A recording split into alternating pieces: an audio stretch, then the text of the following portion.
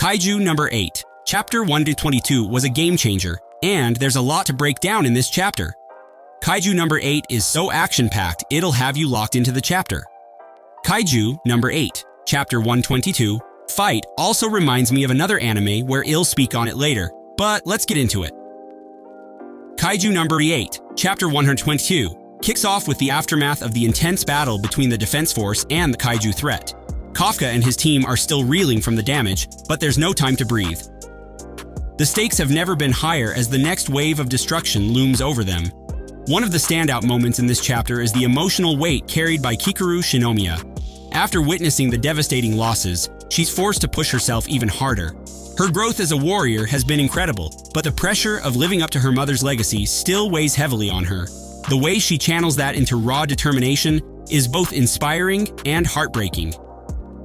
Meanwhile, Kafka, our protagonist, is facing an internal struggle of his own. His resolve to protect humanity is unwavering, but the increasing toll of using his kaiju powers is becoming more evident. The defense force is starting to recognize both the necessity and the danger he poses. Could we be heading toward a turning point where Kafka is no longer fully in control? That would be crazy, that Kafka is fighting another kaiju, and if he defeats that kaiju, then, now who is there to defeat Kafka if it gets to that? Then there's Gen Narumi, still effortlessly cool but more focused than ever. His leadership is being tested in ways we haven't seen before, and his tactical mind is on full display. Seeing him take charge while balancing his usual nonchalant attitude is a treat. The final pages hit hard. The emergence of a new kaiju threat, one that seems more calculated and deadly than anything they faced before, sets up the next confrontation. The eerie calm before the storm, mixed with the lingering tension among the defense force, makes it clear that the next battle won't just be a fight for survival. It will redefine everything they thought they knew about the kaiju in Chapter 122 of Kaiju number 8. The fight between Kafka and Kaiju number 9 may be flawless, but this fight reminds me of Goku and Vegeta in Dragon Ball Z. Also, a quick side note, I also like how this chapter had no flashback crap, all in the mix of the action.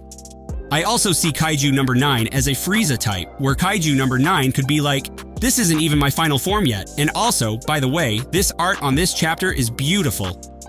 I love that I wait 2 weeks for Kaiju number 8, Chapter 122, just to read it in literally a minute. Got to love manga, right? And then they blue ball us like they usually do for every chapter. I'm still a fan though, so I guess I can wait for this peak of an anime. I really can't wait for this to be animated. It's going to be crazy. And also, another thing, when Kafka was kicking the energy balls, it reminded me of Blue Lock for some reason.